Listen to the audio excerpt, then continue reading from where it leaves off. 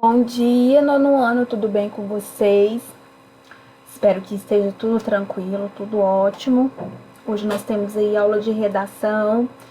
Hoje nós teremos dois tópicos aí para nossa aula, que são figuras de sintaxe e crônica argumentativa, tá?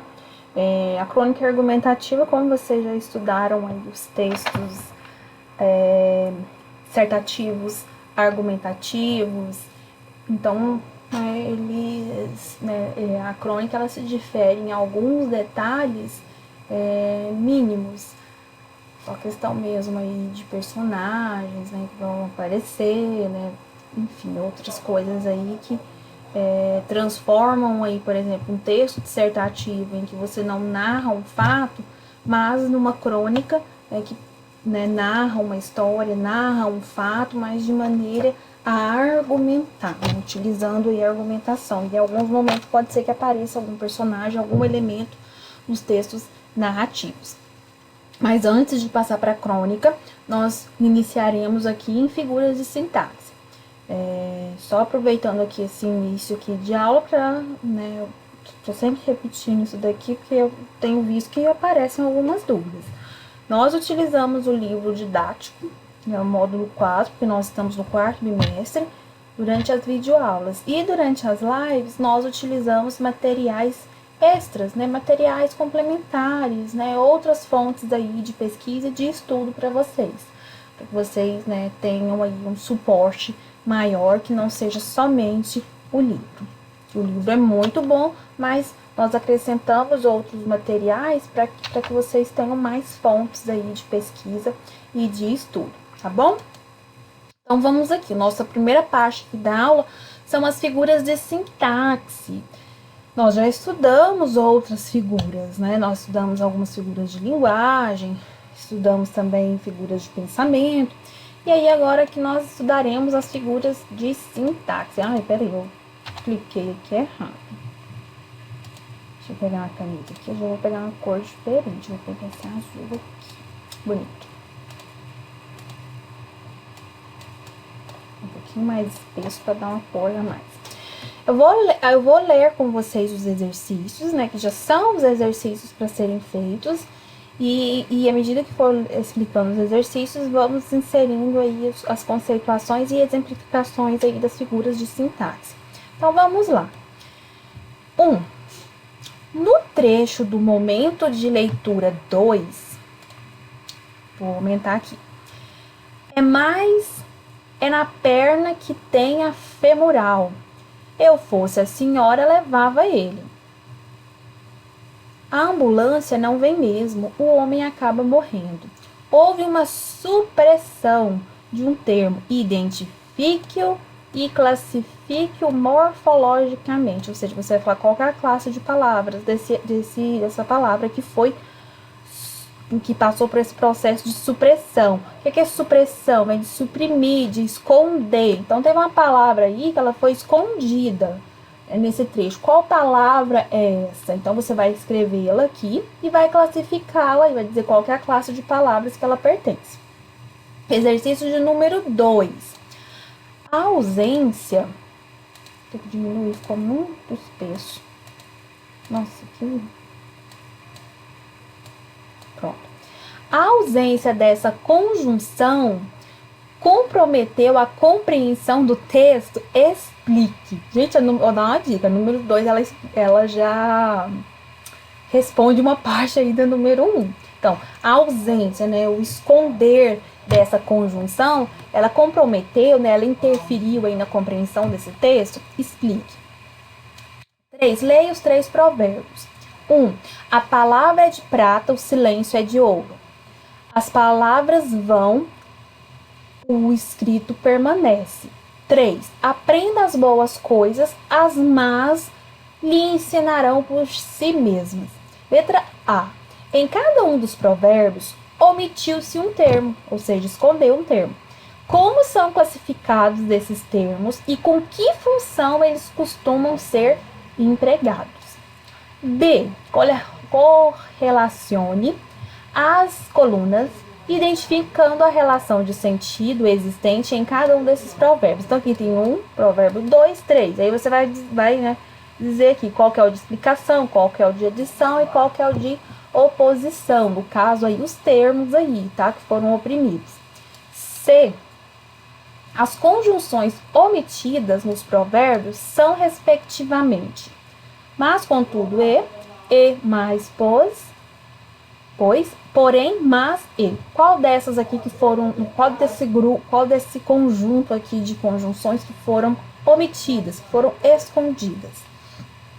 Meninos, quando tem-se aí essa omissão de conjunções, para destacar, dar ênfase aí a alguma ideia, chamar a atenção do leitor, né, para alguns termos, né, da oração, ou até mesmo dar essa continuidade.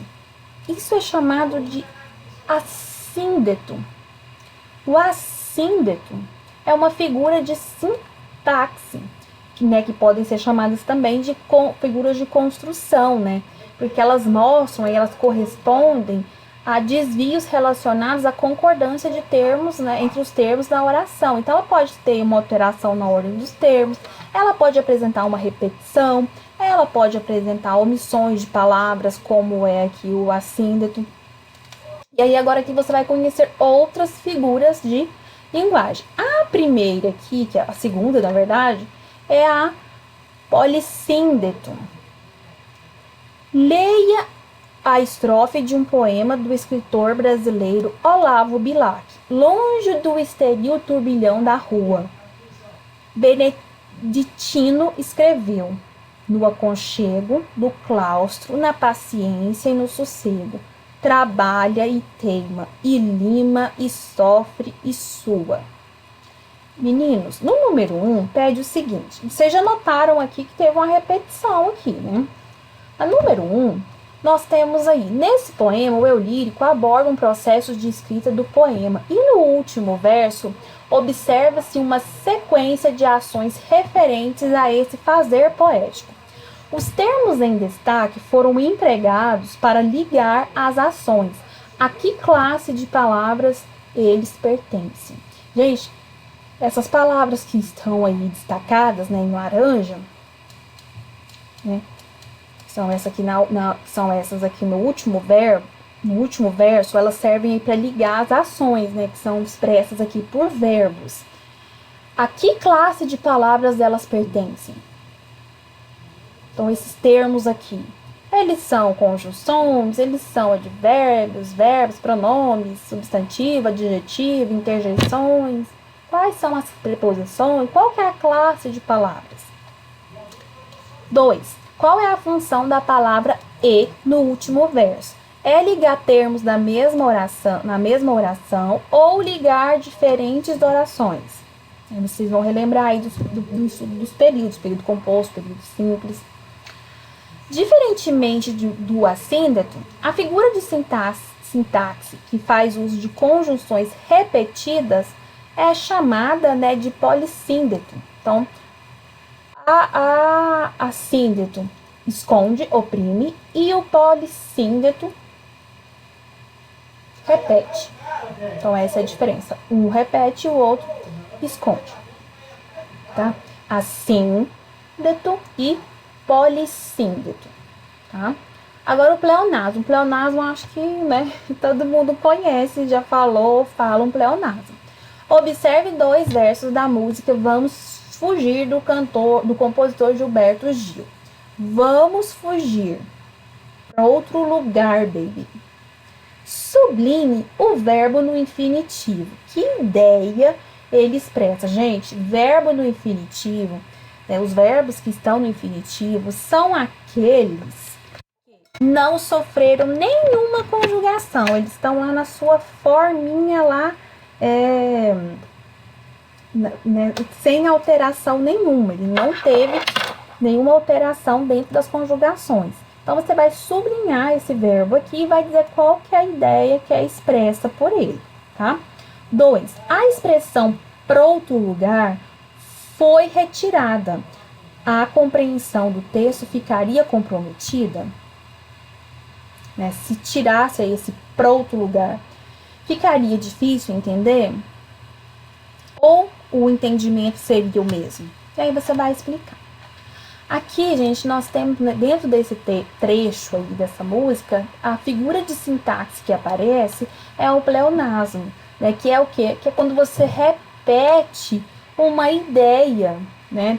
E aí, no caso aí, né, se alguém foge, é para outro lugar. Então, quando disse para outro lugar, está repetindo, está reforçando a ideia de fugir, né? E aí fica mais expressivo, né?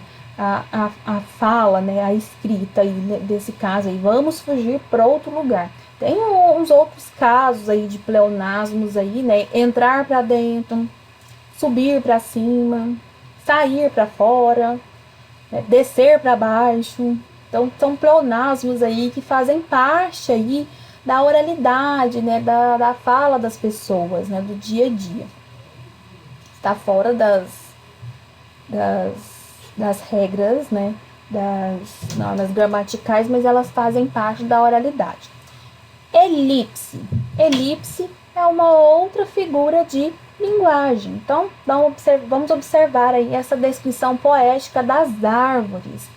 As árvores são fáceis de achar, ficam plantadas no chão, mamam do sol pelas folhas e pela terra bebem água, cantam no vento e recebem a chuva de galhos abertos. É do Arnaldo Antunes. 1. Sublinhe as formas verbais conjugadas presentes nas orações. Gente, você vai vir aqui e você vai sublinhar, só um tracinho aí, os verbos nas formas verbais que estão conjugadas, tá? 2. Essas formas verbais se referem a quê? Elas estão, né, fazendo referência a quê? 3. Por que o termo a que fazem referência não se repete em cada oração? Então, você vai explicar aí por que, né, esses termos eles não têm essa repetição. E aí, meninos, nós temos aí duas figuras de sintaxe, que são a elipse e a zeugma. Quando você omite termos subentendidos no texto e de fácil identificação, é chamado de elipse. Então, o termo foi escondido, né, subentendido, e mesmo assim continua fácil ser entendido, fácil conseguir identificá-lo. Então, ele vai ser chamado de elipse. E quando há uma omissão de um termo que foi citado anteriormente, é a zeugma, tá? Né, que se caracteriza como um tipo de elipse, né? A zeugma, de que maneira que ela funciona? Tem uma frase e aí o que acontece? O termo, a palavra em si, ela foi escondida, mas ela foi dita anteriormente, numa frase anterior. Então, aí é chamado de zeugma. Vamos aqui para a silepse. Leia, lembrando, gente, que essa é a nossa primeira aula de figuras de sintaxe. Então, aqui é o início de tudo, tá? Então, não se assustem com os nomes, tá? Silepse. Silepse. Leio este trecho do discurso O Busto de Gonçalves Dias de Machado de Assis, produzido para a inauguração desse monumento no passeio público da cidade do Rio de Janeiro em 1901. Dizem que os cariocas somos pouco dados aos jardins públicos. Talvez este busto emende o costume, mas supondo que não. Nem por isso perderão os que só vieram contemplar aquela fonte que meditou páginas tão magníficas. E aí aqui é do Machado de Assis, e aí, né, por isso que essa questão aqui da escrita, né, ela seja mais um português mais clássico. 1. Observe a expressão em destaque, os cariocas somos. Por que não houve concordância entre sujeito e verbo da oração a qual a expressão se refere?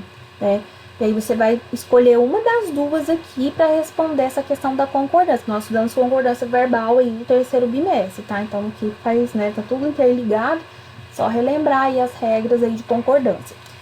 2, exercício de número 2.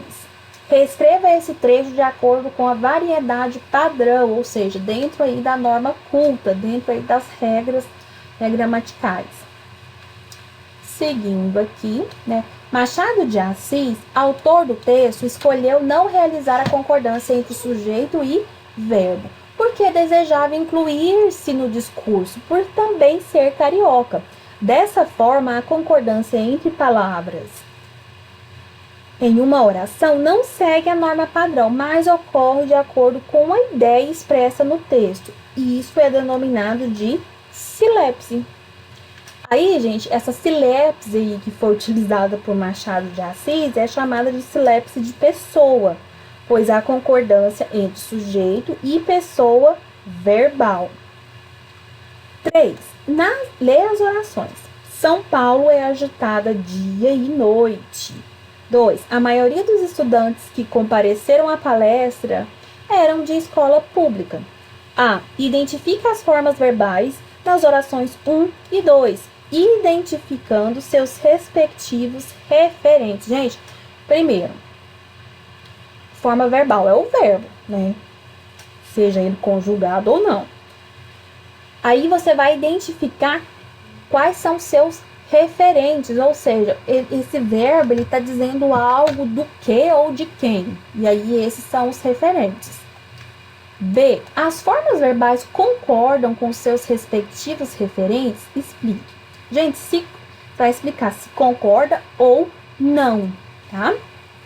E aí aqui, né, quando há concordância quanto a gênero entre forma verbal e sujeito, né, assim como aconteceu na 1, é chamada de silepse de gênero. Já na 2, que não houve nessa concordância de número, singular, plural, houve a concordância de número. Tá bom? Agora vamos aí para a anáfora. Leia um trecho de um poema de Marina Colasanti. Gente, muitos textos dela, né? Nós estudamos vários, né? Um homem de malha amarela. Não é um homem, é uma estátua de homem. É uma gema de homem. É um gira-homem. Observe os 3 últimos versos. O que há em comum entre eles? Bem fácil. 2. Com que intenção essa expressão foi empregada? Por que essa expressão foi empregada em várias vezes, né? E aí é onde entra aqui essa questão da repetição, que é a anáfora, né? Quando você tem a repetição aí, né, no início dos versos ou em orações, né? E aí a intenção aí é dar destaque, é enfatizar uma ideia. No caso aqui, né, a autora queria enfatizar a palavra homem, então ela foi repetindo aí. Então, quando há essa repetição aí para dar destaque a uma ideia, a figura de sintaxe é chamada de anáfora. Aqui nós temos a inversão. Leia os versos de um poema do poeta português Fernando Pessoa.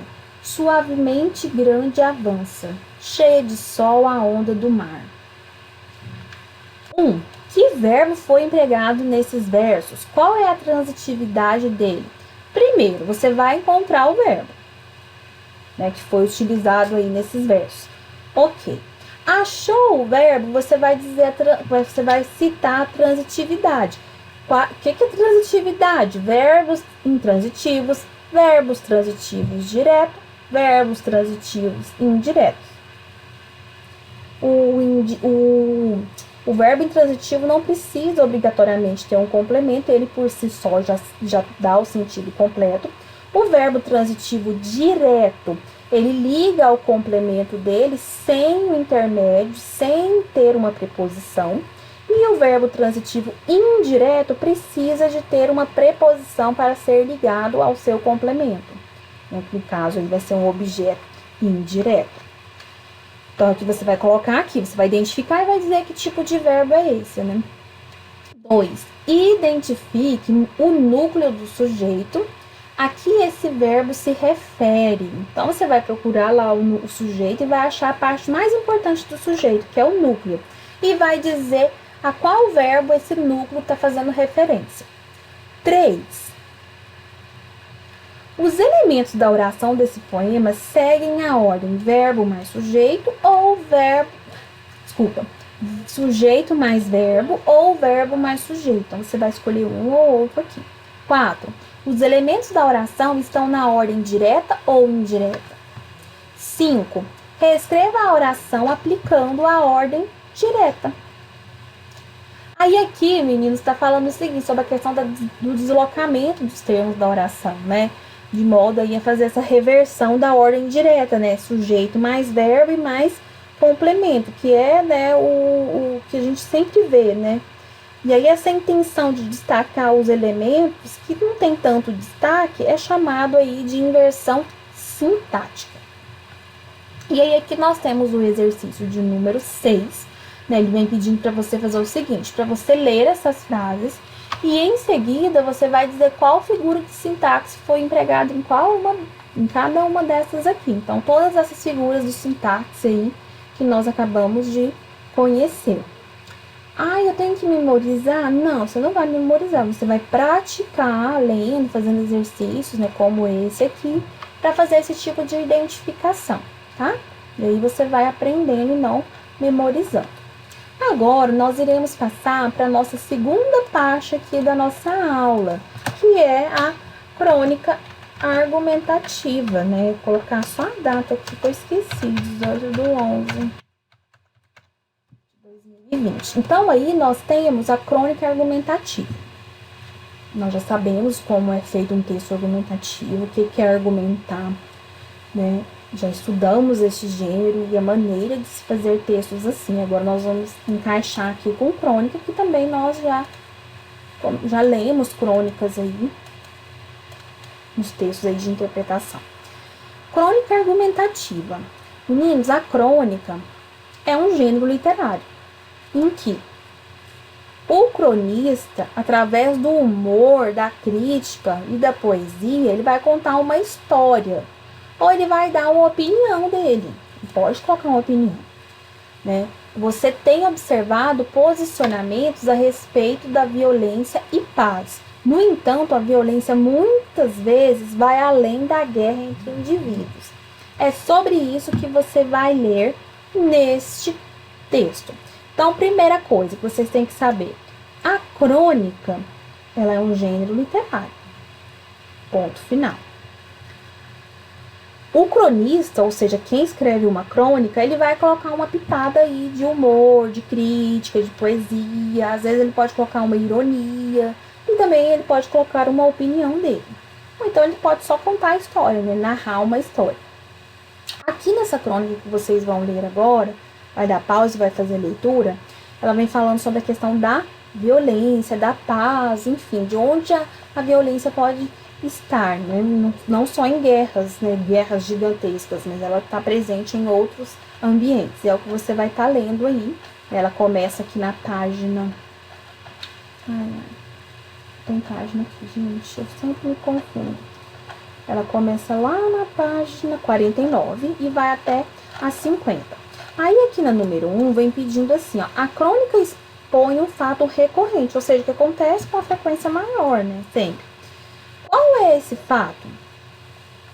2. É possível afirmar que essa crônica apresenta uma crítica? Explique. Gente, se ela tiver uma crítica, você vai explicar, tá? No caso aí ela tem, então você vai explicar. Eu tenho até uma dica aí. Qual é o ponto de vista defendido pelo cronista? Qual que é a ideia que ele defende? 4. Exercício 4. Do 4º ao 10º parágrafo, Paulo Mendes Campos descreve a guerra, tá até entre aspas aqui. Essa descrição o ajudou a fundamentar seu ponto de vista? Explique. Então, quando ele faz essa descrição sobre guerra, né, isso ajudou ele a ter esse posicionamento? 5. Transcreva a frase do texto que resume o ponto de vista do cronista. Então, você vai transcrever, você vai lá no texto, vai copiar ela do jeitinho que ela tá aqui, tá? Não é resumir, não é picotar lá o texto, tá? É do jeitinho que tá, né, a frase lá que mostra aqui o ponto de vista dele, do cronista. Seguindo aqui, né, guerra além de luta armada, entre outras nações que disputam o território ou discordam ideologicamente, né? E aí significa luta, né, contra tudo o que possa ser prejudicial à humanidade. Identifique o parágrafo no qual o cronista apresenta os motivos alegados pelos homens para fazerem a guerra citada. Então você vai colocar lá, primeiro, segundo, terceiro parágrafo, quarto parágrafo, enfim, qual parágrafo? 7. A natureza é nociva ao ser humano? Justifique. O que é nocivo? É algo que faz mal. 8. Por que o cronista afirma que as árvores são mais sábias que os cientistas? 9. A crônica foi escrita em primeira ou em terceira pessoa? 10. Sublinhe no parágrafo em que o cronista demonstra as consequências dessa ação impensada do ser humano. E a número 11 vem falando o seguinte: essa crônica possui a função de sensibilizar as pessoas, levá-las à reflexão e provocar-lhes riso. Explique. Ela traz esse tom humorístico? Sim ou não? E na 12, né? Na guerra apresentada pelo cronista, haveria vencedor? Explique. Se houver, você vai explicar. Se não houver, você também, né, vai explicar o seu ponto de vista. Aí aqui, meninos, nós já vamos passar para a parte que é feita no caderno de redação. Vou até anotar aqui, ó, caderno de redação, né? Que o texto cuja função é incentivar o leitor a uma reflexão, né, através aí de uma exposição, de um ponto de vista, de uma ideia, né, de argumentos diferentes, né, que se diferem da maioria das pessoas, eles têm essa questão aí do lirismo e do humor, essa questão do poético. E aí, quando tem-se essas características, nós temos aí uma crônica argumentativa. E aí, agora, vocês irão produzir uma crônica argumentativa, né? Colocando a criatividade, sendo algo diferenciado, né? Expondo o seu ponto de vista no sentido aí, né, para que todos possam aí refletir, né? A crônica que vocês leram, a Grande Guerra, do Paulo Mendes, ela apresenta aí a gravidade da ação humana sobre a natureza, né? E aí, né, ele coloca aí, né, soluções inovadoras, ideias, né, para amenizar aí esses problemas, aí, essa gravidade desse problema e promover também a paz entre os humanos.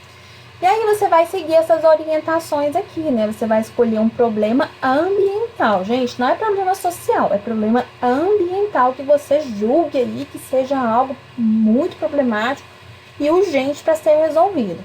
Aí você vai pesquisar, né, para, né, conhecer mais sobre o assunto, vai pensar em possíveis soluções, tá? E aí você vai colocar aí esses métodos criativos, né? Você vai selecionar os mais criativos aí, ou então você pode inventar também para resolver o problema. E aí aqui você pode inserir a questão do cotidiano, que é uma característica forte nas crônicas, né? Coloca aí a lista de argumentos que você vai trabalhar, escolha aí se vai ser primeira ou terceira pessoa, né? A questão da linguagem formal e adequada, tá? Então aqui vocês utilizarão a variedade padrão da língua portuguesa. Um título coerente que tem a ver com o seu texto, tá? E aí você pode colocar aí, né, o humor, a crítica, a reflexão, a ironia, né? São formas aí de chamar o leitor para que leia o seu texto. E aí, né, você vai seguir o passo a passo aqui, que é basicamente o que eu falei, para escrever o seu texto. Escrever o seu texto, você leia essas perguntas e vê se o seu texto está de acordo com o que foi solicitado aqui. Se sim, finaliza com o cabeçalho, tudo organizadinho e posta lá no Google Classroom as suas atividades, tá bom? Então aqui, né, atividades dessas semanas, página 44 a 52, que é figuras de sintaxe e crônica argumentativa. Tudo bem? Beijo para vocês, um ótimo final de semana. Aproveitem para descansar. Semana que vem nós temos mais. E até a próxima aula. Tchau, tchau. Alunos, bom dia, tudo bem com vocês? Começando aí mais uma aula, assim em física também, nossa primeira aula oficial da N2 do quarto bimestre, certo? Finalizamos a primeira parte, fechamos ali com a prova, discutimos a prova, fizemos revisão. Agora a gente continua o conteúdo já encaminhando aí para o finalzinho. Conteúdo esse, hoje que a gente vai entrar no estudo da eletrodinâmica. Estudamos um pouco de eletrostática, alguns conceitos, arrumar aqui, algumas regras, e agora a gente continua estudando algumas coisas assim também da eletrodinâmica. E aí, aquele procedimento básico, vamos fazer uma rápida revisão, só para a gente entender de onde a gente está vindo nos estudos, para onde nós estamos indo, como nós estamos chegando aqui no estudo da eletrodinâmica, para a gente encaminhar aí. E aí mesmo procedimento, já começa o vídeo, pega a bolsinha, pega caderno. Pessoal, a nota de caderno vai ser muito importante, é muito importante, mas vai ser ainda mais agora nesse quarto bimestre, para ajudar a fechar a nota de vocês bonitinho, deixar um boletim excelente para começar o ensino médio com chave de ouro. Então não deixe de anotar, as anotações são importantes, e o caderno organizado vale uma nota boa, tá?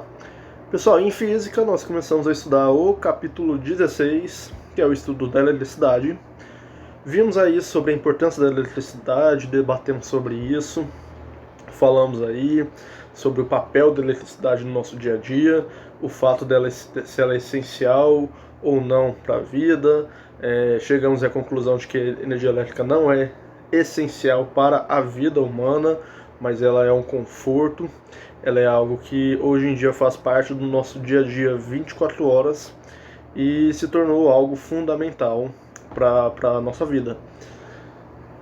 Vimos aí também que eletricidade é definida como uma parte da ciência que estuda fenômenos que ocorrem graças à existência de cargas elétricas, e também lembramos um pouquinho da constituição do átomo, aquela constituição básica aí que vocês viram demais em física, vão ver demais ainda no ensino médio, vão ver mais ainda no ensino médio. Se vocês acham que viram muito átomo aqui comigo, lembra que a partir do ano que vem vocês vão ver átomo muito mais. E aí, relembrando, algo sempre importante, pessoal, ficar batendo na cabeça de vocês, porque vai ser muito importante chegar no ensino médio e lembrar da composição atômica, do modelo atômico, que o átomo tem um núcleo, nesse núcleo tem prótons, nesse núcleo tem nêutrons. Prótons é a carga positiva, nêutron é a carga neutra, que ajuda a que os prótons não se repilam. Fora do núcleo a gente tem a eletrosfera. Na eletrosfera nós temos os elétrons. Elétrons é a carga negativa, e essa carga ela orbita, e a movimentação dos elétrons é que se dá aos efeitos da eletricidade.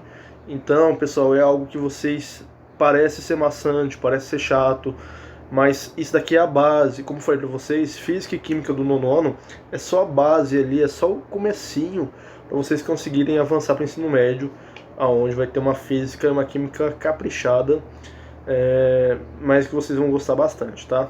Assim como vocês gostaram esse ano. Espero que tenham gostado. E se não tiverem gostado, é bom falar que gostou, tá bom? Pessoal, então, enfim. Modelo atômico então é muito importante. Parece algo muito simples, besta, porque vocês já viram demais. Mas, por favor, não esqueçam do modelo atômico no ensino médio, tá bom? E estudando a eletricidade, a gente viu que a eletricidade ela é dividida em 3 grandes pilares, em 3 partes principais. São ela a eletrostática, que estuda as cargas elétricas em repouso, abrangendo principalmente os conceitos de tipos de eletrização que nós vimos juntos. Eu falei também que pelo nome eletrostática, vocês já conseguem entender que elas trabalham essa carga em repouso, porque eletricidade, estática, algo que está parado, algo que está em repouso. Eletrostática, estudo das cargas em repouso, pegando aí os conceitos de eletrização. Em eletrodinâmica, o estudo das cargas elétricas em movimento. A gente vê aí na eletrodinâmica principalmente conceitos associados à corrente elétrica e a circuito elétrico, que são as coisas que nós vamos estudar agora. Vamos começar a estudar a partir de agora. E a mesma coisa, a mesmo macete: eletrodinâmica, eletricidade, dinâmica, movimento, eletricidade em movimento. Eletromagnetismo estuda a relação entre os fenômenos elétricos e magnetismo, sendo eles também a corrente elétrica produzida pela variação de campos magnéticos. Eletricidade, magnetismo, magnético. Então, fácil, não tem muito segredo. São 3 áreas aí que a gente começa a ver. Aí vocês pensam assim, acabou o 9º ano, nunca mais ouvi falar de eletricidade. Sabe de nada, tá só começando. Então, essa base aqui é muito importante para vocês usarem lá no ensino médio, certo? E a gente vai falando de ensino médio mesmo, afinal de contas, daqui 2 meses vocês estarão no ensino médio, né? Pensa, realmente, daqui 2 meses vocês já devem estar numa sala, não sei, sala de aula, online ou presencial de ensino médio, 1º ano. E a gente viu aí, né, essa visão que no estudo da eletricidade, o mundo todo foca hoje, não diria foca, mas pensa muito em novas fontes de energia, porque precisa de fontes que sejam menos agressivas ao meio ambiente e mais eficientes do que esses modelos que nós temos hoje em dia. É algo que ainda só está começando, tem muito que desenvolver ainda. Existem até várias formas de energia alternativas, mas ainda são caras, pouco acessíveis, pouco faladas, pouco investimento nessas áreas, mas está caminhando. Mas ainda é uma preocupação essas fontes de energias renováveis e alternativas e renováveis. E aí a gente começou nesse conceito que eu vi que teve gente que ainda fez confusão na prova, que são de átomos neutros e átomos eletrizados. Átomo neutro é quando ele apresenta um número de elétrons igual ao número de prótons, estando eletricamente neutro. Portanto, não apresenta nenhuma propriedade elétrica. Quando o número de prótons está equilibrado com o número de elétrons, este átomo está neutro, porque ele não tem nenhuma carga em excesso. Ele não tem nem prótons em excesso e nem elétrons em excesso. Então ele está neutro, ele não está eletrizado. Lembrem-se que o átomo ele pode perder, ganhar ou ceder ou perder, ganhar ou ceder elétrons, mas nunca prótons. Os prótons são fixos. Os elétrons eles ficam orbitando ao redor do núcleo e aí eles sim podem ganhar ou ceder para um outro corpo, um outro átomo. Mas sempre são os elétrons, nunca são os prótons. E aí o átomo eletrizado é quando o átomo tem uma carga maior de elétrons ou menor de elétrons comparado ao número de prótons. Então, se um átomo ele tem um número de prótons maior do que o número de elétrons, se o número de elétrons é menor, ele é um átomo eletrizado positivamente, então ele é um cátion. Se o átomo ele tem um número maior de elétrons, menor de prótons, ele tem está com mais elétrons do que prótons, este átomo está eletrizado negativamente. Este átomo é um ânion. Essas então são as definições de cátion e de ânion. Um é eletrizado positivamente, com um número menor de elétrons, outro é eletrizado negativamente, com um número maior de elétrons. E aí alguns conceitos, quando existe uma igualdade de prótons e elétrons, as cargas estão em equilíbrio, por isso dizemos que o átomo de um corpo está eletricamente neutro. Se essa igualdade não existir, dizemos que está eletrizado, ou existe um excesso de cargas positivas, cátion, ou negativas, ânion. O corpo só pode ganhar ou perder elétrons. Só revisão, tá? Átomo neutro, número de prótons e elétrons com a mesma quantidade. Cátion, átomo positivo com mais prótons do que elétrons. Ânion, átomo negativo com mais elétrons do que prótons. Vimos aí a regrinha da eletrostática sobre corpos eletrizados, que eles interagem naturalmente em razão da força eletrostática. Essa força de ação à distância pode ser de atração ou de repulsão, de acordo com o tipo de cargas em excesso no corpo. Quando os corpos estão com cargas iguais, seja positivo, positivo, negativo, negativo, esses corpos se repelem. A tendência é que eles não se encostem. Quando os corpos estão com cargas elétricas, estão eletrizados de forma diferente, está eletrizado positivamente, o outro negativamente, esses corpos se atraem. É o famoso, os opostos se atraem. Na eletrostática é essa lei mesmo. E os iguais se repelem. Então, cargas elétricas iguais se repelem, cargas elétricas diferentes se atraem. Regra que parece básica, mas é importante. Então, corpos com cargas elétricas iguais se repelem, corpos com cargas elétricas diferentes se atraem. Bem simples, bem tranquilo.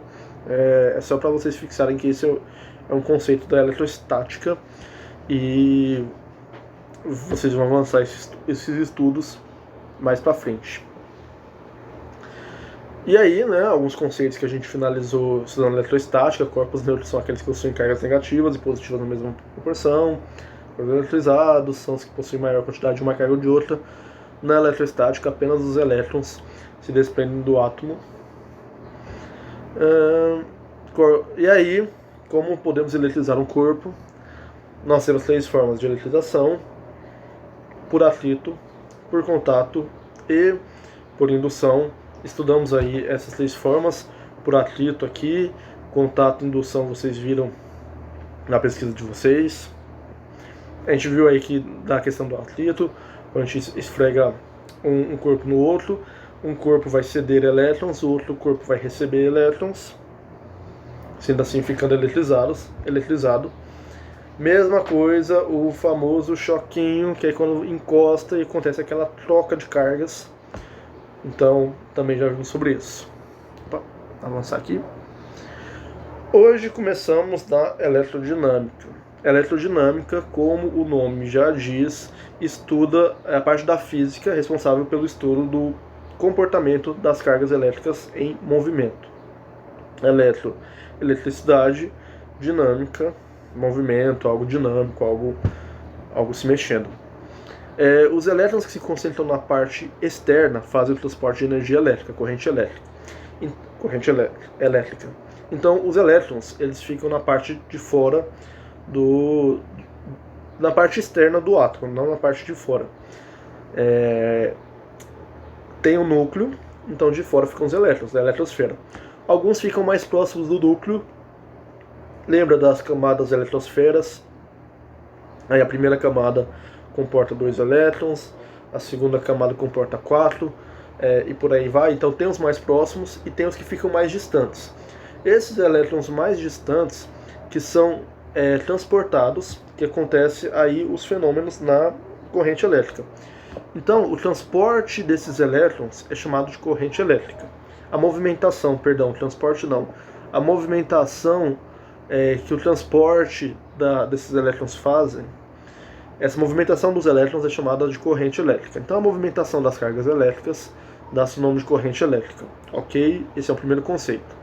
Corrente elétrica é então o movimento ordenado das cargas elétricas por meio de um condutor. Então a corrente elétrica, pessoal, ela é esse movimento dos elétrons de forma organizada, não de forma aleatória. Eles se organizam, fazem uma corrente, eles se transportam e aí acontece a corrente elétrica. Para eles se transportarem, eles não se transportam em qualquer lugar, eles precisam de um condutor para conduzir essa corrente elétrica. Existem corpos que são capazes de conduzir de melhor ou pior forma essa energia. São chamados de condutores e isolantes. 2 conceitos importantes. Condutores, então, são corpos capazes de conduzir melhor a corrente elétrica, e isolantes são corpos que conduzem de forma pior ou bloqueiam corrente elétrica. Então, condutores são os objetos responsáveis pela movimentação dos elétrons, como, por exemplo, metais, cobre e água. Metais, cobre e água são exemplos dos condutores. Então, o metal ele é um bom condutor, o cobre ele é um ótimo condutor, a água aí também é um bom condutor de energia, eletricidade. Por isso que os fios, a maioria dos fios aí as tomadas são feitos de cobre, fios de metal, fio de aço, porque ele conduz bem a eletricidade. Mesma coisa ali, o material da tomada é de aço, de ferro, de aço. Por isso tem aquela coisa que quando não molhar tomada, porque a água também conduz eletricidade. Então, saiu do banho, nada de pegar em objeto elétrico, de pegar em tomada, secador, essas coisas, porque você está com o corpo molhado e aí pode conduzir, se acontecer algum choquinho ali, um choque que era pequeno, pode ser conduzido melhor e mais forte por estar molhado. Então, água, cobre, metal, os ácidos também a gente viu que são bons condutores. Então, são objetos responsáveis por movimentação de elétrons, por conduzir melhor. Os elétrons nesses materiais conseguem passar mais facilmente, conseguem conduzir aí mais fácil do que nos outros tipos de materiais que são os isolantes.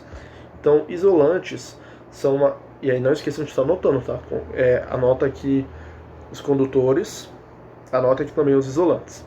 Isolantes são os materiais formados de substâncias capazes de impedir a movimentação de elétrons, como é o caso da borracha e da madeira. Então, alguns materiais eles são bons porque eles dificultam a passagem ali dos elétrons. O elétron ele tem a carga elétrica tem uma dificuldade maior de passar por esses materiais, ou até mesmo bloqueando. A borracha, eu coloquei aqui exemplo, as luvas de borracha que os eletricistas usam e são fundamentais, por quê? Porque se por acaso vier alguma corrente elétrica, a luva de borracha ela vai ajudar a bloquear, por ela ser isolante, os elétrons não conseguem passar por ela, ou quando passa, tem uma dificuldade enorme de se movimentar. A madeira também é um tipo de isolante, de material isolante. Então, temos aí borracha, madeira. A fita isolante, por exemplo, vocês conhecem a fita isolante que o pai de vocês, a mãe, alguém usa em alguns lugares, passa ali em chuveiro.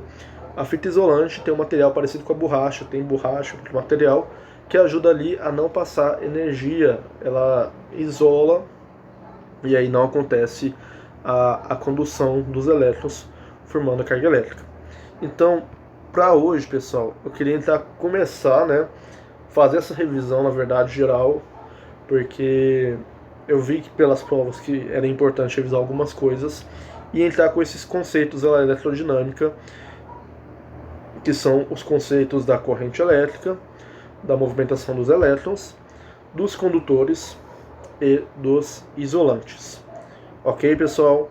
Próxima aula a gente vai entrar no circuito elétrico. Vamos começar a ver um pouco mais a fundo no circuito elétrico. Homework, claro. O homework de vocês, pessoal, vocês vão responder no livro, página 58 e página 59. Na página 58 tem ali questão 1 e 2, responde tudo. Na página 59 tem a 1, a 2 e a 3. A 3 não precisa fazer ainda. Tem a 1 e a 2, a 1 ABC, 2 ABC, D, E e F. Faço aí a 1 e a 2 inteirinha, completinha. Na 58 também, 1 e 2, 1 letra A e B, 2 A, B e C. Então faça aí todas as questões da 1 e 2, 58, 1 e 2 da 59. Vamos fazer as questões, vamos fotografar, postar no Classroom. E vocês têm que fazer isso até o dia da nossa próxima live, porque na live a gente vai corrigir, a gente vai debater, para começar a avançar um pouquinho mais o conteúdo da eletrodinâmica. Então não deixem de fazer as tarefas de casa, não deixem de fazer as atividades propostas para esse final.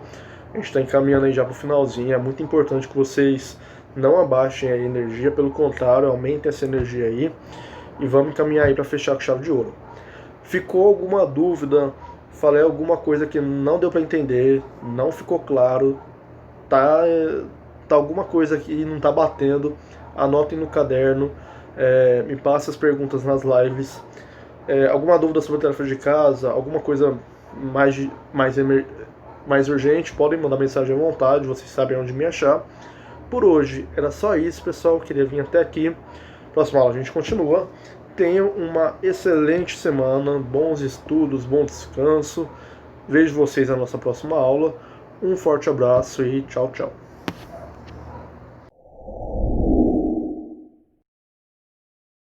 Alunos, bom dia, tudo bem com vocês? Começando aí mais uma aula de Química. Essa que é a nossa primeira aula de segunda parte do quarto bimestre. Agora a gente está começando a N2 oficialmente. E já finalizando aí o ano, já nos conteúdos finais, já nas informações finais. Dá uma ajustada aqui na câmera, beleza. Continuando nosso conteúdo, né, que nós estamos estudando. Agora a gente vai entrar na parte de escala de pH ou escala de potencial hidrogeniônico ou hidrogênio iônico. Nós vamos falar aí ao longo da aula. E conteúdo novo, continuação de conteúdo, na verdade. Pega aí o que a gente está estudando de funções químicas, funções inorgânicas. Vamos estender aí agora para como medir pH dessas substâncias. E aí aqueles avisos básicos, peguem caderno, peguem bolsinha, para fazer anotações. Vai ter anotações ao longo dos vídeos, até para vocês terem mais material aí para fazer a última prova que já está chegando, a prova final de quarto bimestre, e aí entra todo mundo de férias logo, quem passar direto. E pessoal, a gente precisa fazer aquela rápida revisão para saber da onde a gente está vindo, para entender para onde nós vamos agora, de qual que é o nosso caminho que a gente seguiu até agora, para qual que a gente vai. Estamos estudando funções químicas, que são os grupos de substâncias que apresentam propriedades químicas e comportamentos semelhantes. Eu vi que na prova, essa foi a questão que mais erraram, que alguns estavam colocando que são substâncias compostas que apresentam comportamentos químicos diferentes. Isso está errado. Lembra que eu falei que a organização das funções químicas foram elementos que tinham características que com outras substâncias reagiam de forma igual, pegaram essas substâncias e agruparam em 4 funções químicas. As funções químicas que são os ácidos, bases, sais e óxidos. Funções químicas também é funções inorgânicas. Vai ter aí referências que vocês vão ler funções inorgânicas, vai ter locais que vocês vão ver funções químicas, mas são a mesma coisa.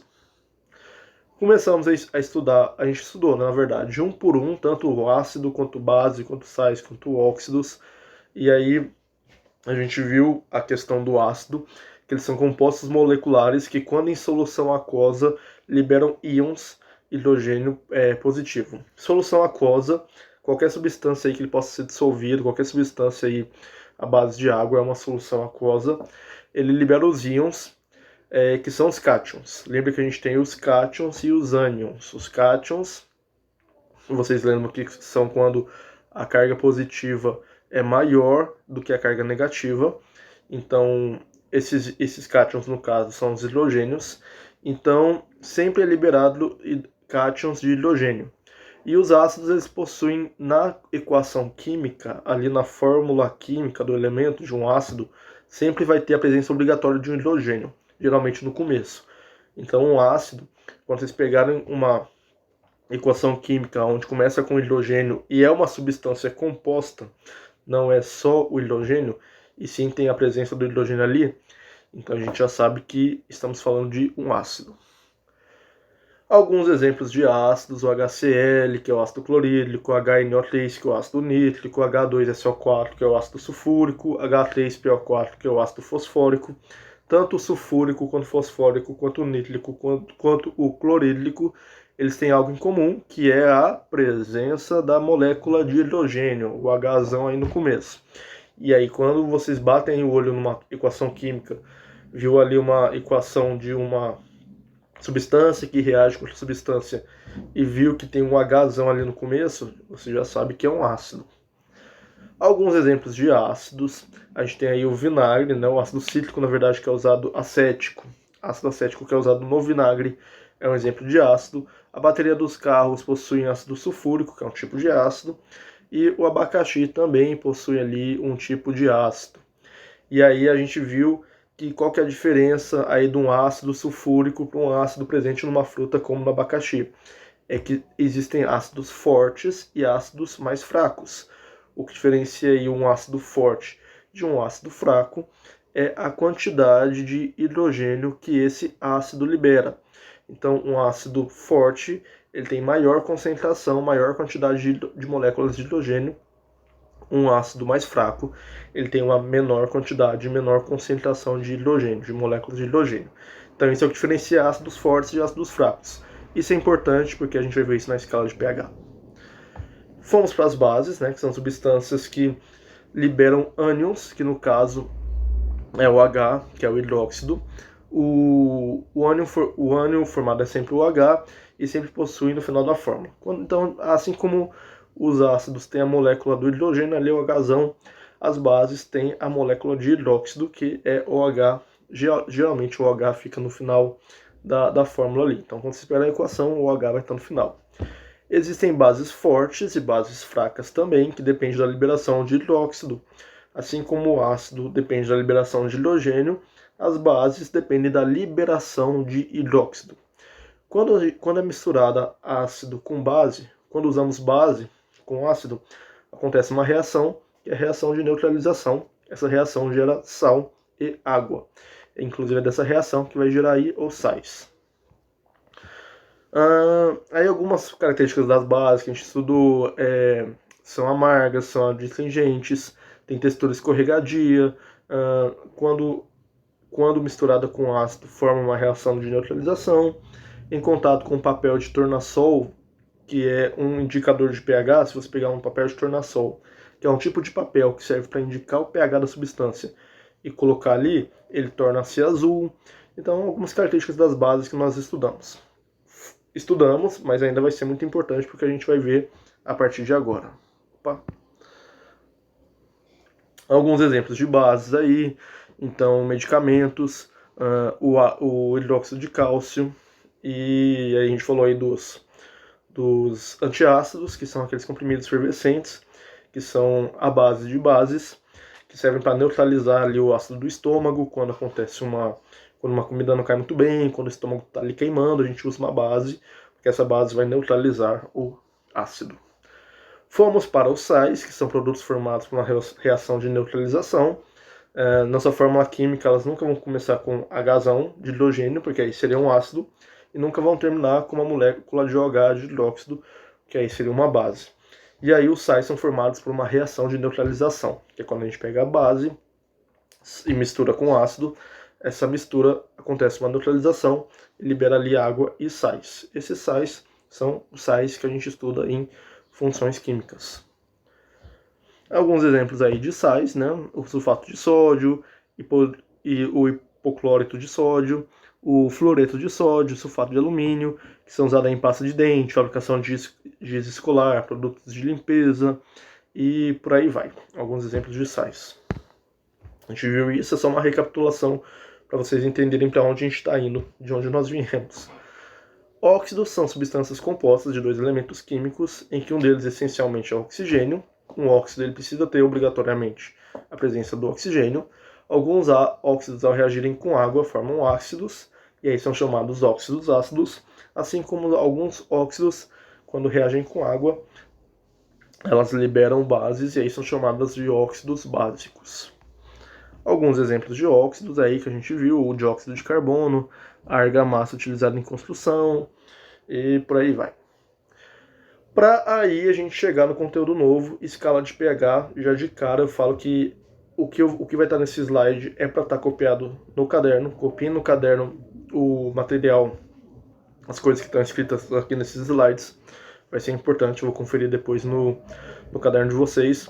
Então, escala de pH, pessoal. Escala de pH, ou o pH, na verdade, vamos falar do pH. O pH, que na verdade é o potencial de hidrogênio, corresponde ao potencial hidrogeniônico. Potencial hidrogeniônico, que também pode ser chamado de potencial de hidrogênio iônico de uma solução. Então, esse pH é o potencial de hidrogênio na forma iônica de íons de uma solução. Esse é o significado de pH. Ele é determinado pela concentração de íons de hidrogênio, por isso hidrogênio iônico ou hidrogênio iônico, Então vem tudo aí dessa mesma, no final é tudo a mesma coisa, que é a concentração de íons de hidrogênio, que são os Hs positivos, hidrogênios positivos.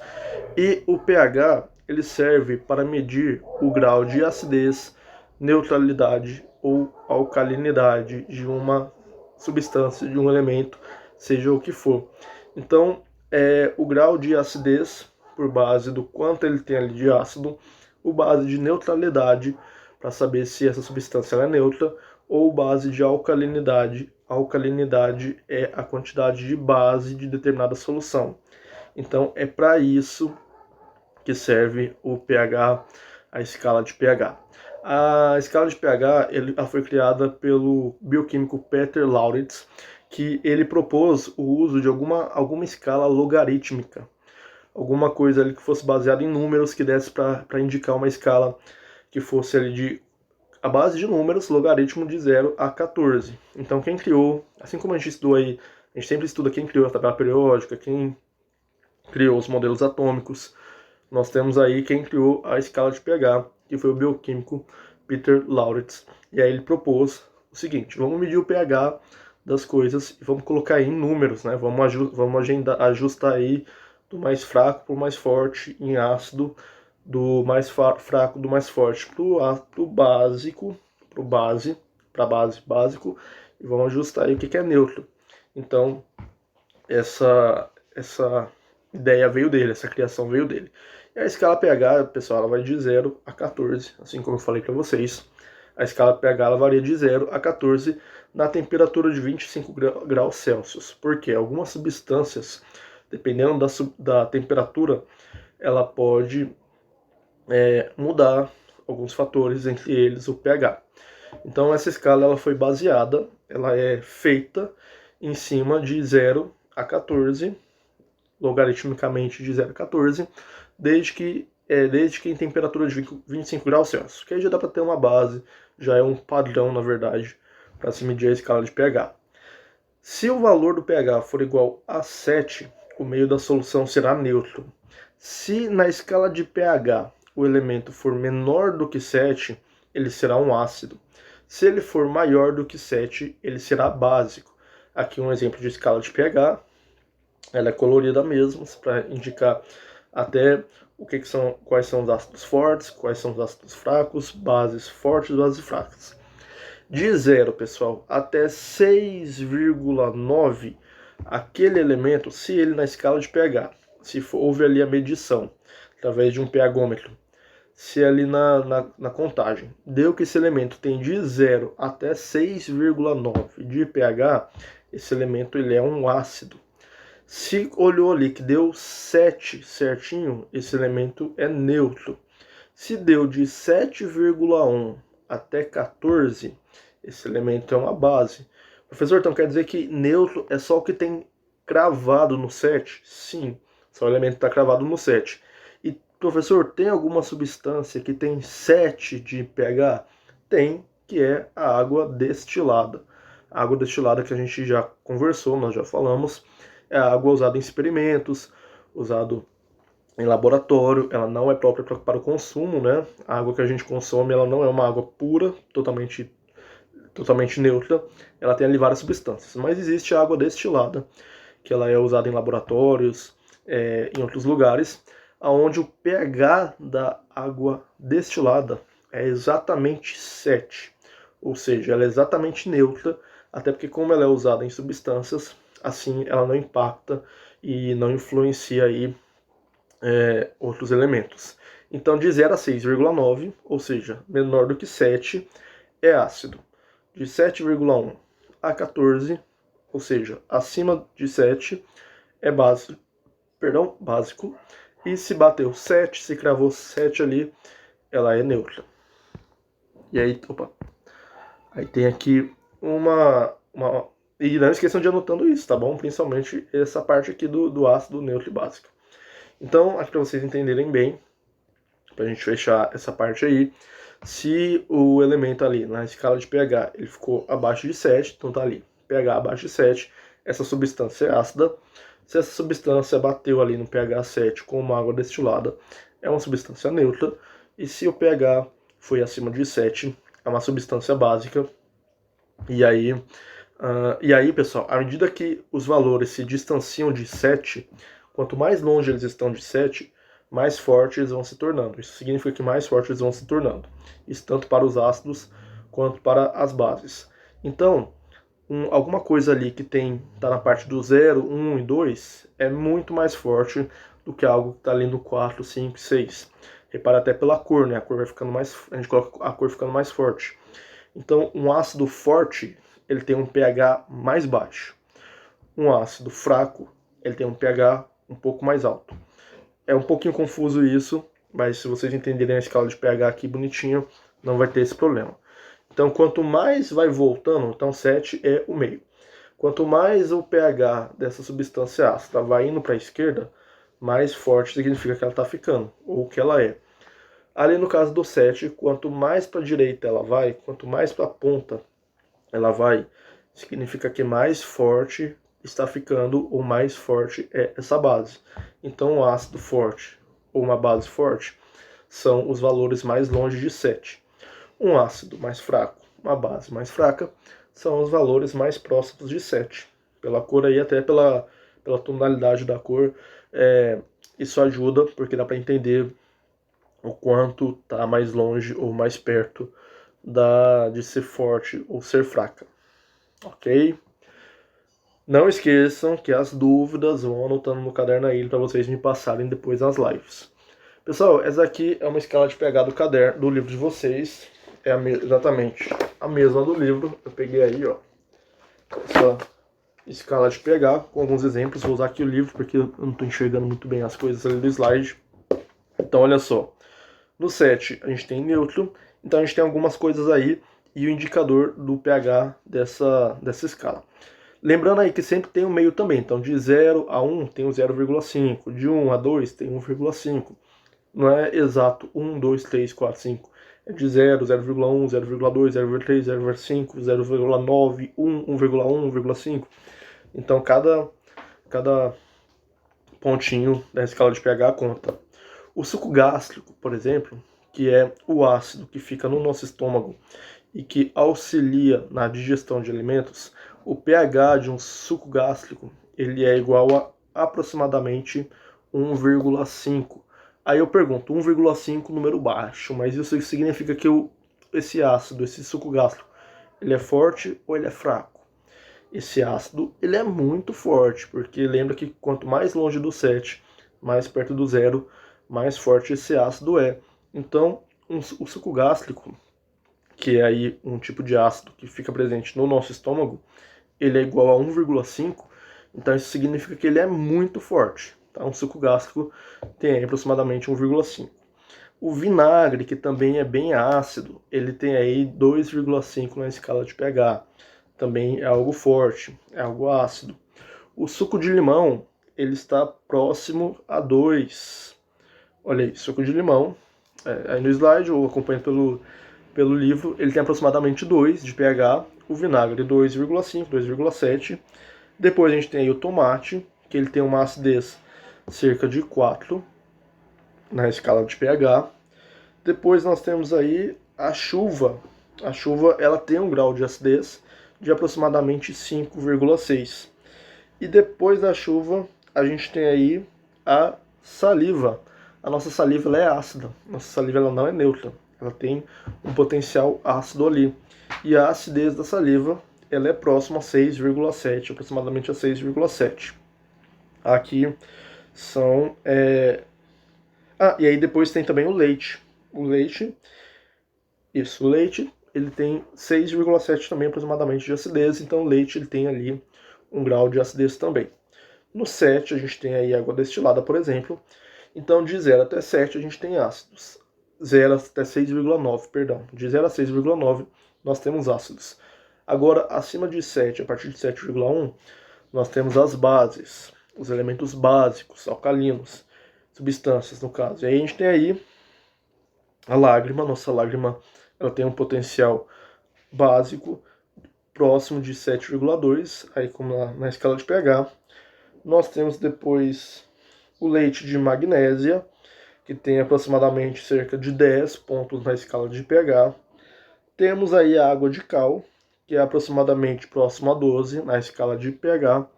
E temos aí como mais forte alvejante doméstico, o famoso alvejante, que ele tem aí cerca de 13 na escala de pH, 13 pontos.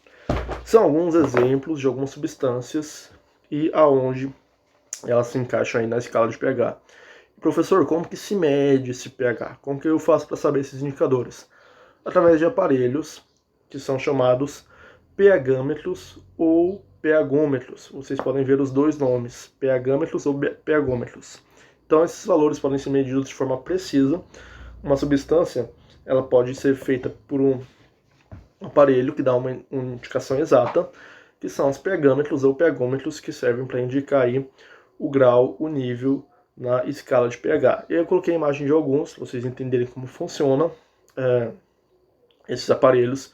Existem diversos, dos mais simples até os mais modernos, que eles servem para indicar o pH. É assim que se indica o pH. E, pessoal, para hoje, para esta aula, nós vamos até aqui. É isso. Qualquer dúvida que vocês tenham, façam anotações, tirem para a gente tirar nas lives. Vejo vocês na nossa próxima aula, na nossa próxima live, para a gente tirar dúvidas, debater aqui esse assunto. Qualquer dúvida, podem me procurar. Na verdade, não acabou, acabei de me lembrar que a gente tem o homework. Estava esquecendo do homework, como que eu esqueço do homework? De tarefa para casa, vocês vão responder a questão número 3, letras A, B e C, da página 19, tá aqui comigo aqui. Tem aí a página 19, tem aí, é sobre escala de pH. E aí tem a questão, a página 19, ela é toda na questão número 3. E aí tem a alternativa, questão A, B e C. Vocês vão responder, fazer aquele mesmo esqueminha de fotografar e postar um tópico de química no Classroom.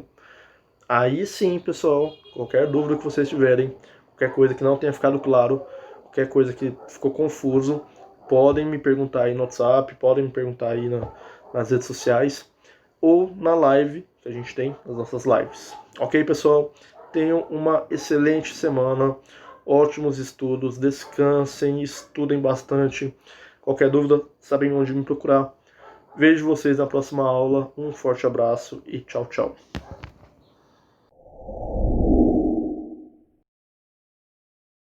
Olá, alunos. Bom dia. Tudo bem com vocês?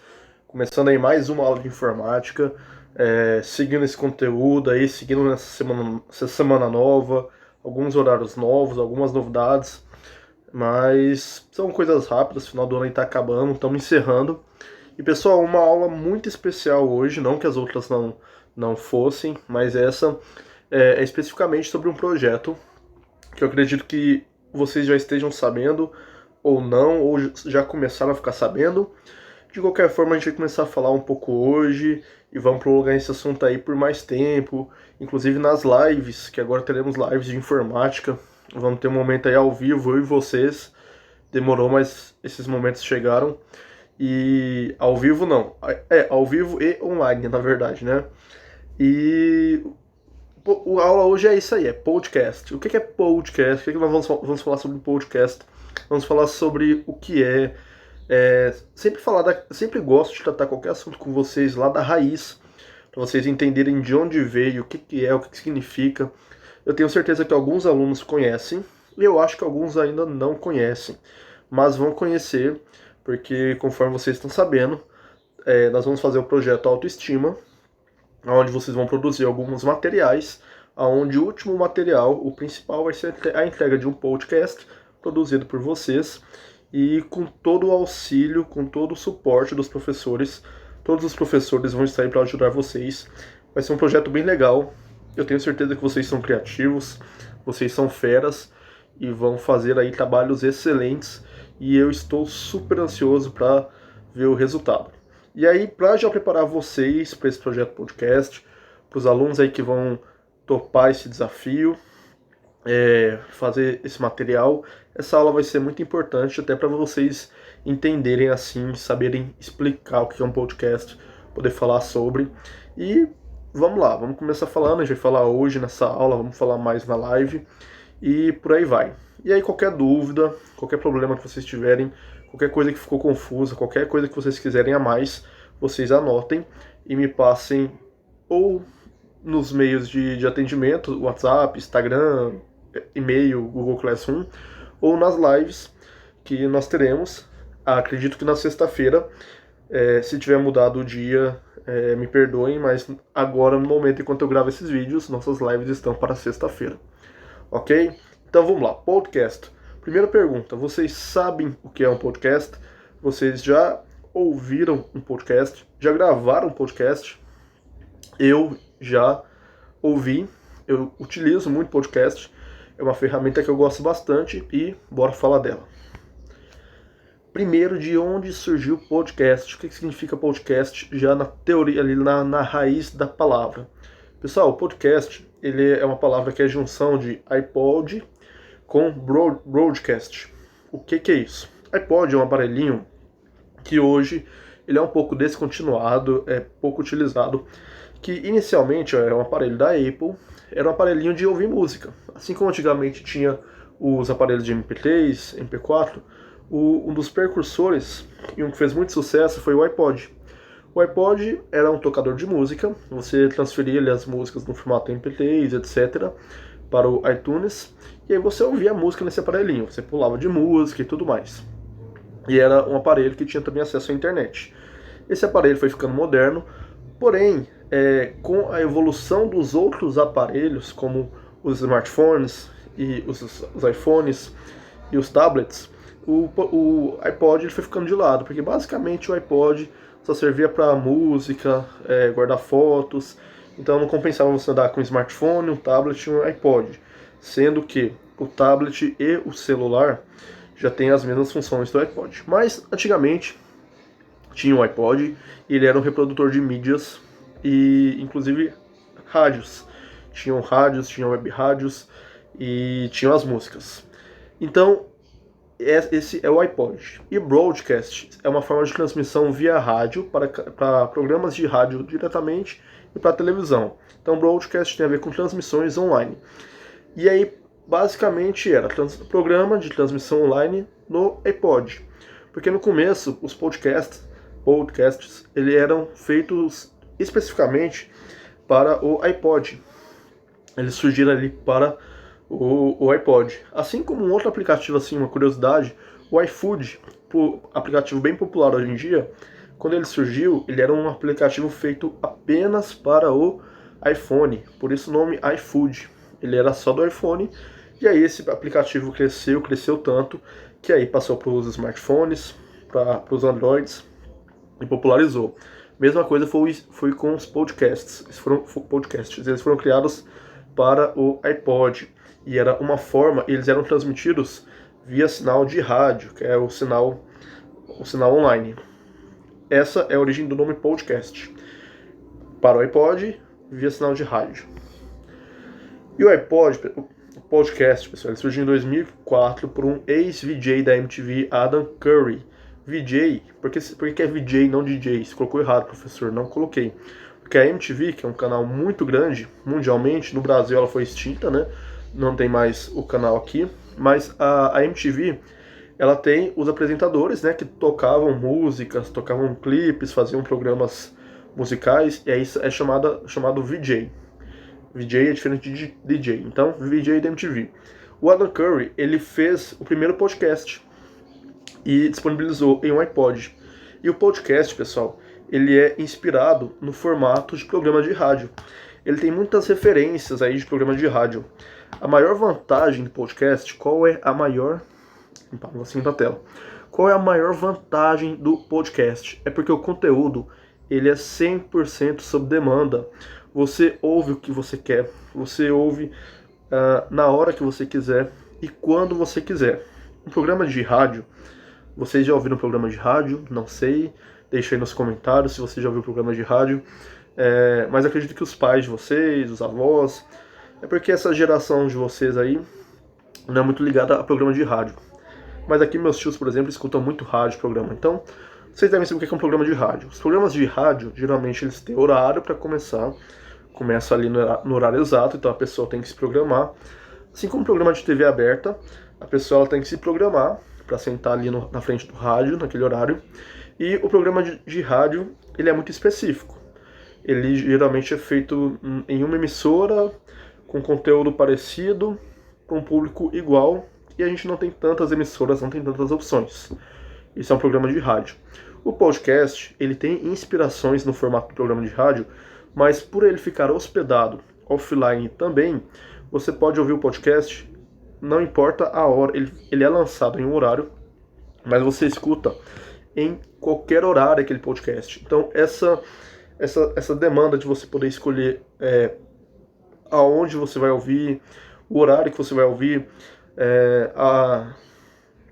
o assunto que você vai ouvir, porque diferente de programas de rádio, podcast existem milhares, então existe de todo tema, de tudo quanto é tipo, feito por todo tipo de pessoa. Então a maior vantagem do podcast referente ao programa de rádio é porque você escolhe, você domina ali como, onde, quando você quer ouvir o podcast. Essa é uma vantagem imbatível. Por isso o podcast cresceu tanto assim.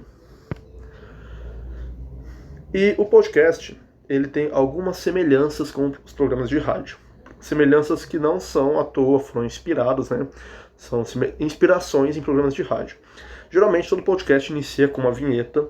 Assim como o programa de rádio tem aquelas vinhetinhas de rádio, o podcast ele também tem as vinhetas de rádio.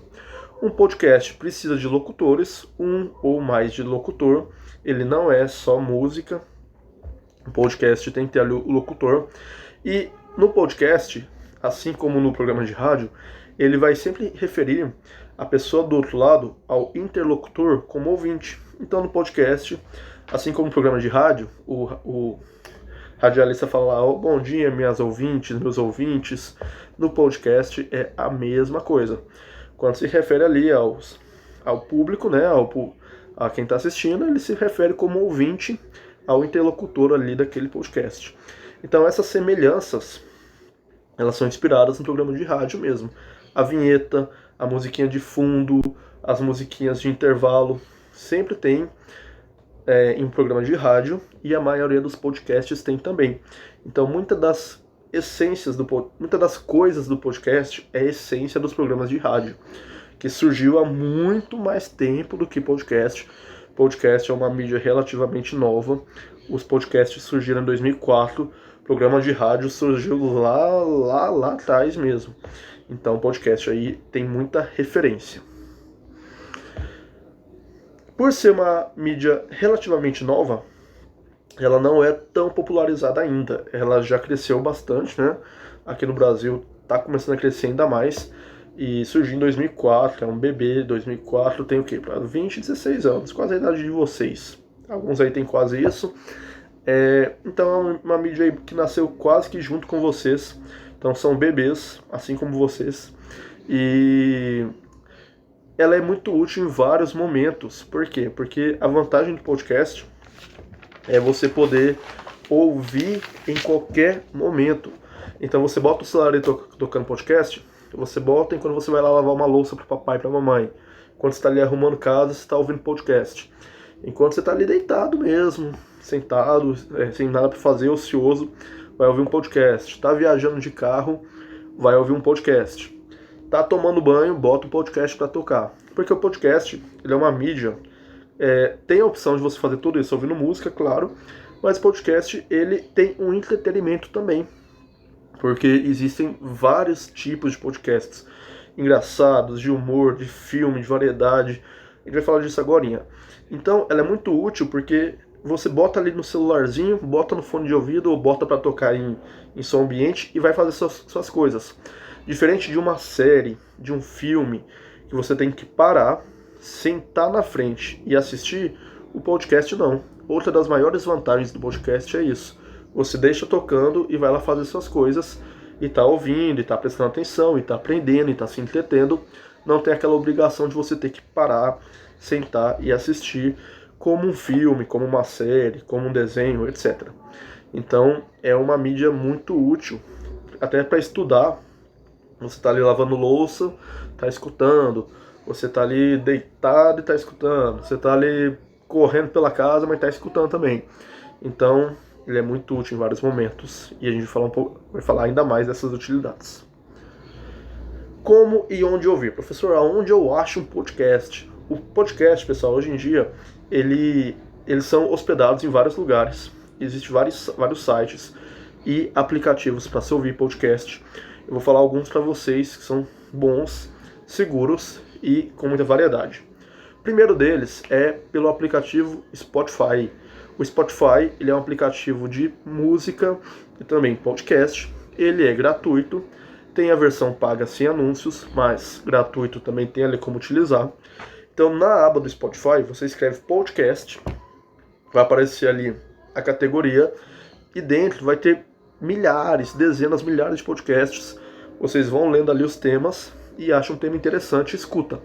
Geralmente, quando você escuta um canal que é interessante, acha um canal de um podcast, escuta, gostou ali dos locutores, gostou do tema, você pode seguir ali aquele canal. Assim como no YouTube, mesma coisa que funciona no YouTube. E aí sempre que aquele canal postar mais vídeos, você vai ouvindo ali podcasts daquela mesma galera. Então, no Spotify você encontra podcast também. Existe um aplicativo nos smartphones chamado Podcast Addict. É um aplicativo onde você baixa, lá você vai ter as categorias de podcasts, humor, cultura geek, filmes, informação, história, biologia, ciências.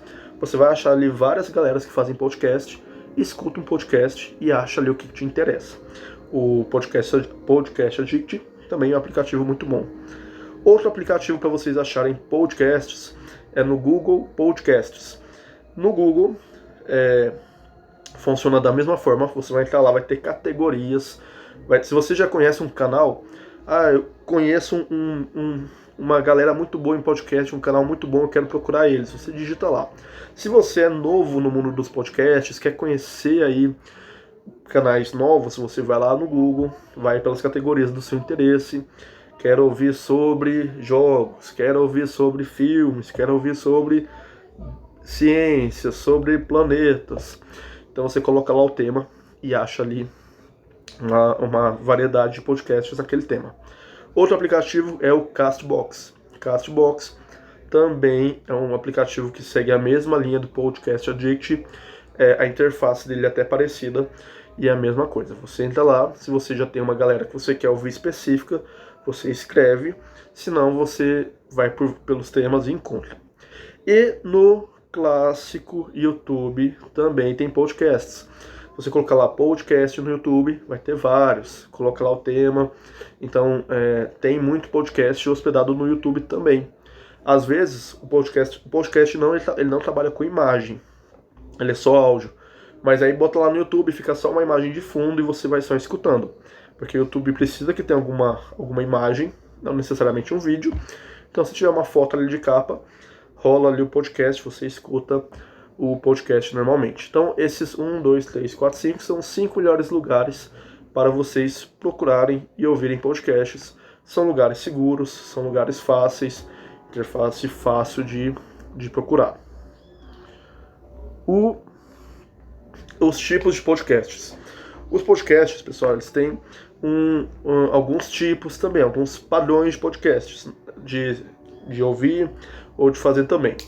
Entre os padrões de podcast, existem os podcasts de bate-papo, onde pessoas ali se reúnem, não necessariamente presencialmente, dá para gravar online, e debatem, fazem mesa redonda sobre um determinado assunto. Por exemplo, podcast para discutir o filme Liga da Justiça.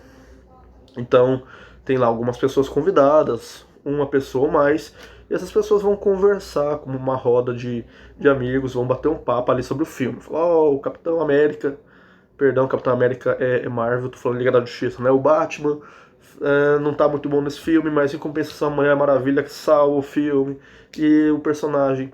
Aí você procura lá sobre um desenho que você gosta, sobre um jogo que você gosta, sobre um artista. Então esse formato bate-papo, são pessoas discutindo, e aí você vai ouvindo na sua casa, você vai concordando ou não com a opinião daquela galera ali, mas é bem interessante ouvir pessoas falando sobre assuntos que vocês se interessam. Então, bate-papo é um estilo de podcast. Informativo/educativo. Os podcasts informativos ou educativos, eles servem para informar ou ensinar algum assunto. Então tá estudando aí sobre os planetas, a origem do universo. Escuta ali um podcast sobre a origem do universo. E aí nesse podcast vai ter informações, a pessoa vai explicar.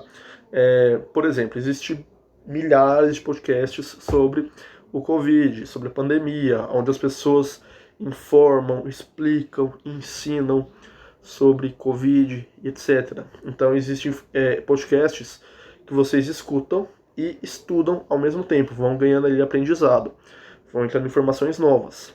Então é um estilo de podcast. Podcast storytelling. O podcast storytelling são podcasts contando uma história, onde essas histórias podem ser reais ou ficção. Então eu vou ouvir um podcast ali com uma história de suspense, um podcast ali com uma história de comédia, um podcast com drama, um podcast policial.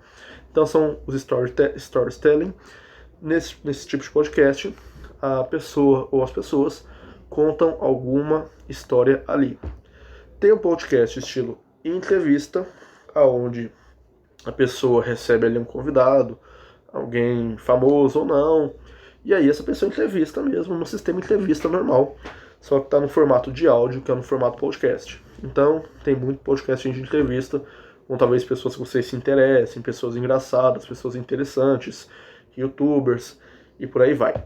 E o podcast dissertativo, que é quando o narrador está ali dissertando sobre alguma coisa, sobre algo ou alguma coisa, é dissertativo. E o podcast, ele não tem que ser ou bate-papo, ou informativo, educativo, ou storyline, ou entrevista, ou dissertativo. Ele pode ter vários desses elementos, ele pode misturar elementos, ele pode ter um momento de bate-papo, depois um momento de entrevista, depois um momento informativo, e terminar ali dissertando sobre alguma coisa. Então, esses são temas de podcasts, eles podem ser de um tema só, um podcast pode ser só de bate-papo, só de entrevista, só de storytelling, mas também pode misturar essas categorias. Então, são os padrões aí de podcast. Para se criar um podcast, nós vamos falar muito disso com vocês ao longo aí dos próximos dias, não só eu, quanto os outros professores, até para auxiliar vocês na criação do podcast de vocês. Porém, basicamente, um começo é esse passo aqui. Um podcast precisa de um autor. O que é o autor? É quem vai produzir o podcast. O podcast ele não sai ali do nada. Ele não surge ali sem alguém, sem um autor por trás. Então, o podcast precisa de um autor, que no caso serão vocês que vão produzir o podcast. No podcast é necessário definir um público-alvo. Esse público-alvo, pessoal, ele pode ser por idade, pode ser por interesse, etc. Para quem que eu estou fazendo um podcast? Eu estou fazendo um podcast para crianças, eu estou fazendo um podcast para adolescentes, eu estou fazendo um podcast para pessoas que têm interesse em comum. Então, eu estou fazendo um podcast para fãs de desenho animado, estou fazendo um podcast para fãs da Marvel, para fãs da DC, eu estou fazendo um podcast para os meus colegas de sala. Então, definir um potencial público-alvo para saber, para você dar um rumo ali do seu podcast. Se você está fazendo um podcast para os fãs da Marvel, você não vai ficar falando mal da Marvel e falando da DC, enfim, tentando fugir ali do seu público-alvo. Então, definir e pensar assim, para quem é o meu podcast? Meu podcast é para crianças, meu podcast é para os colegas, meu podcast é para todo mundo que gosta de YouTube, para todo mundo que gosta de jogar Among Us. Então, definir, pensar quem é o público-alvo de vocês vai ajudar um caminho. O podcast precisa de um tema e tópicos que serão discutidos. Não dá para falar assim, eu quero fazer um podcast, ligar o gravador e falar sem freios. Então precisa ter um tema, e dentro do tema você precisa definir tópicos que vão ser trabalhados no tema. Por exemplo, no nosso caso, o tema geral do projeto é autoestima, mas que dentro de autoestima existem vários tópicos, várias coisas que podem ser abordadas. Então definir o que eu vou falar dentro da autoestima. Autoestima tem tema geral, mas é muito amplo. Mas eu vou falar o quê? Vou falar dos padrões de beleza que a mídia emprega, vou falar sobre a autoestima do dia a dia, eu vou falar da autoestima nas redes sociais. Então vocês vão escolher tópicos e vão discutir. Tem que ter um tema geral, O tema do podcast é esse e decidir quais são os subtemas que serão tratados no podcast. Linguagem, a linguagem do seu podcast. O que é a linguagem do podcast? Ela vem depois de você definir o potencial público-alvo. No podcast você não precisa ser tão formal, a não ser que o seu público-alvo seja formal, então você não precisa falar igual robozinho, você não pode falar igual robozinho, porque a outra pessoa está te escutando, então a voz é o que vai conquistar ali, a voz e o conteúdo, não a voz, o timbre da voz, mas a forma que está falando e o conteúdo é o que vai conquistar outra pessoa, porque a pessoa que está ouvindo, o ouvinte, não está vendo nada relacionado, ele está só ouvindo, está só no imaginário. Então, uma linguagem natural, não precisa falar igual robozinho. Se você está fazendo um podcast para criança, você vai usar uma linguagem que as crianças vão entender. Se você está fazendo um podcast para adultos sobre um tema que você domina, você vai usar uma linguagem mais científica. Então, a linguagem é importante porque é como você vai falar e ela vem logo depois de você definir público-alvo, para quem você vai falar. E aqueles padrões, evitar gírias, evitar totalmente palavrões, e não falar roboticamente, falar uma forma mais natural, porque o ouvinte gosta de ouvir quando a voz está mais natural, e não quando ela está travada, robotificada. Criação de um roteiro. Antes de gravar o podcast, você tem que ter um roteiro. O que você vai falar? Em qual momento você vai falar? Então você faz um roteiro. No começo eu vou falar sobre isso, vou fazer uma introdução. Depois eu vou falar sobre isso. Depois sobre isso. E vou finalizar com esse pensamento, com essa parte. Então o roteiro ele é essencial no podcast, que é você definir ali o começo, o meio e o fim, e o que você vai tratar em cada momento. Não só para entrevistas, podcast de entrevistas, mas qualquer podcast que você fizer vai ter que ter um roteiro. Gravação de voz e edição. Depois que você criou o roteiro, escreveu e tudo mais, você tem que gravar esse podcast, né, no áudio, e você tem que também fazer alguma edição. O que é edição? É botar uma vinheta, uma musiquinha no começo, é botar uma música de fundo, um background de fundo, é você colocar, se achar que é necessário, sons animados, sons ambientes. E então, depois que você grava, você faz a gravação de voz e a edição, e nós vamos ajudar vocês em todas essas partes, tá? Todas essas partes aqui vocês não irão fazer sozinhos. Vocês terão aí todos os professores do Fundamental 2 à disposição para ajudar vocês. Depois que você preparou, escreveu, produziu, gravou e editou seu podcast, você vai hospedá-lo. Para isso, nós vamos definir ainda em qual site esse podcast vai ser hospedado, para que outras pessoas escutem o seu podcast, para que nós possamos escutar, para que os colegas de vocês escutem e por aí vai. Então, basicamente, o passo a passo de um podcast é esse roteiro aqui. Vamos lá.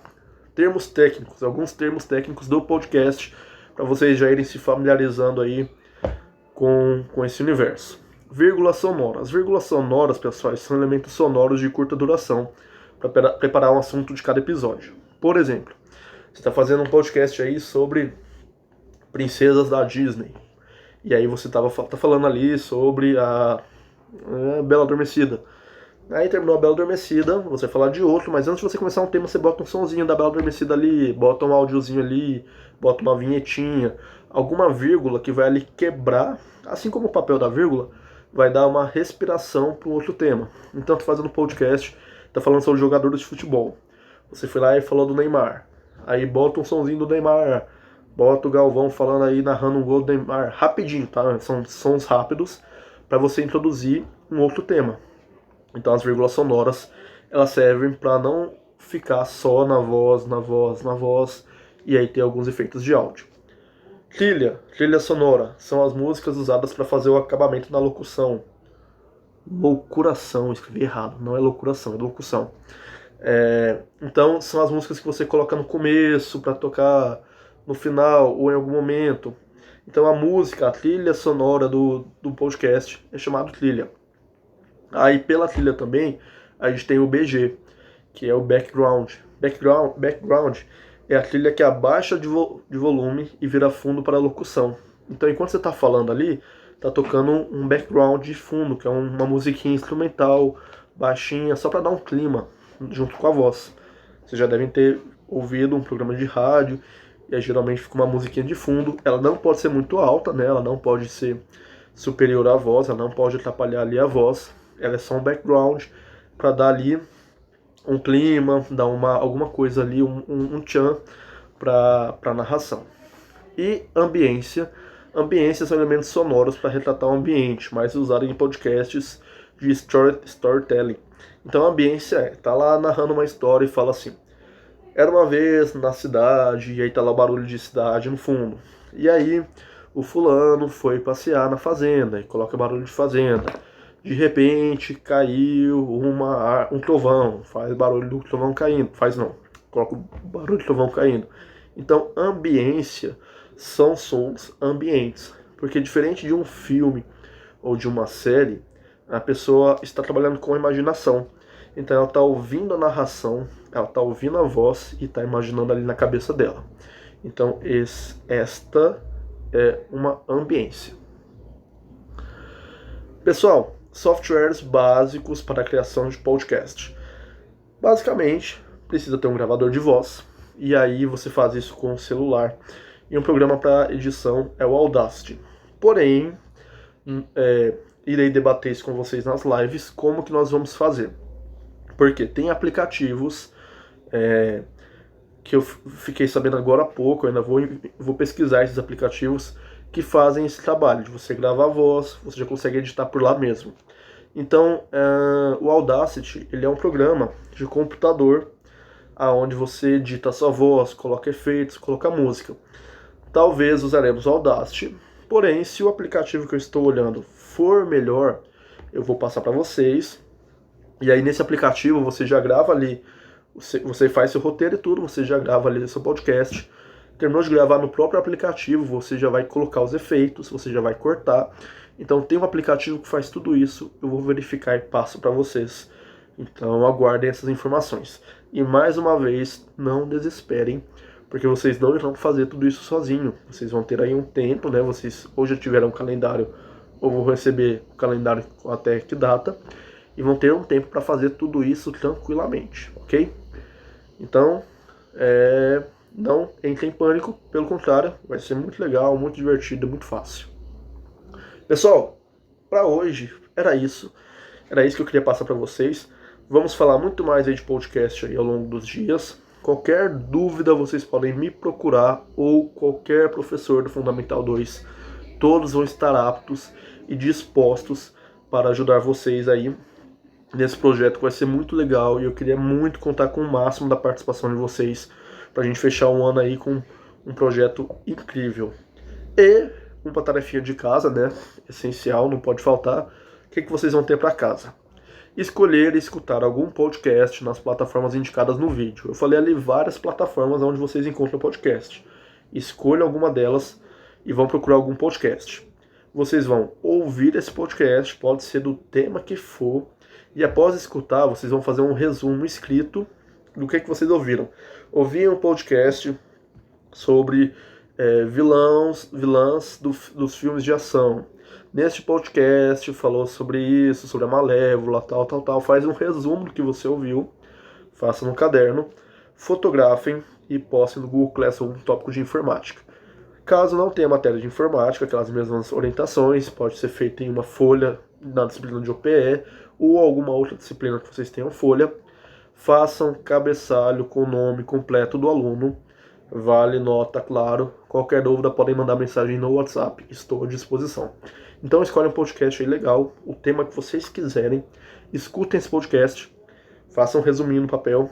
Tirem foto e me mostrem para saber o que vocês escutaram. Qualquer dúvida, pessoal, podem me procurar.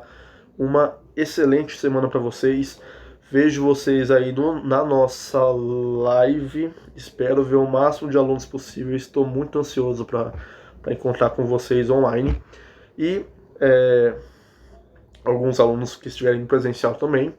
Enfim, já deve ter sido falado nos grupos, etc. Qualquer coisa, estou à disposição. Podem mandar mensagem, podem dar um grito aí, pode mandar um áudio, o que for. Um forte abraço, pessoal. Vejo vocês depois e tchau, tchau.